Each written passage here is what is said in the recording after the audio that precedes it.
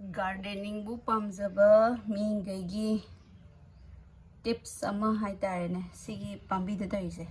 where तइसे मनादा सिसे याम लाइना फहनबा यायेना ताकपिरे ए उच्चरके video सिदा कमाइना फहनगदगेदु अइना सेमजदरबा सॉल्यूशन से कइनो हाइगंदा हिंग खगी चाक्संग द मिपुं खुदिमक की चाक्संग द लेबा हिंग दुनिको अदुदो खरा लौरगा इसिंग द थिटसे हाना यूम द अंगांगी हिदाक की बोतल लेनेदनको मखुमदो अदुदो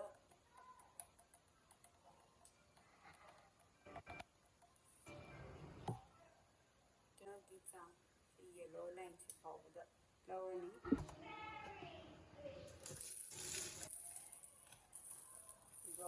बोतल अमदा हानिरो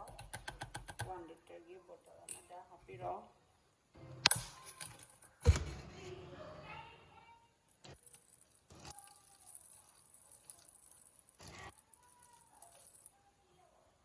तुम्बदा थुना तुम्नबा हाना इसिंग खरा हाना हापगा थुना शेक तौरो तुम्मरो लोइना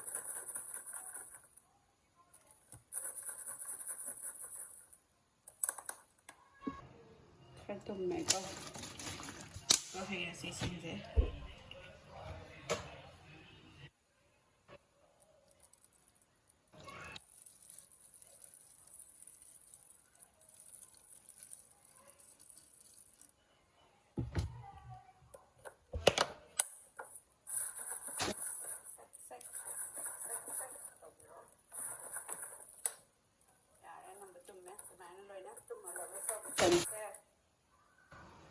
असिसे ये बोतल तो 10 स्प्रे मसिना हापसन बिरो पकुन पी बने सिसे कोई सिदे कुन पी अदुगा पांबीदा कापसे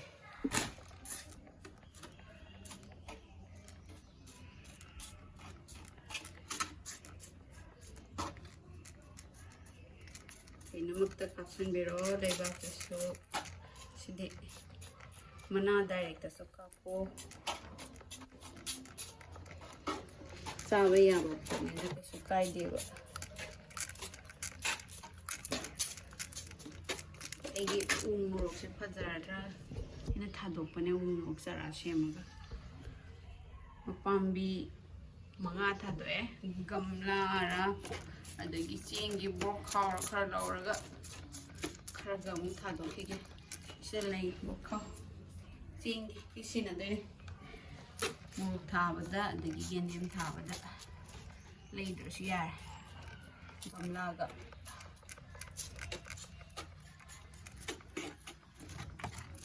सुमाइना थोंगबा चाइसनबियो ना हायरे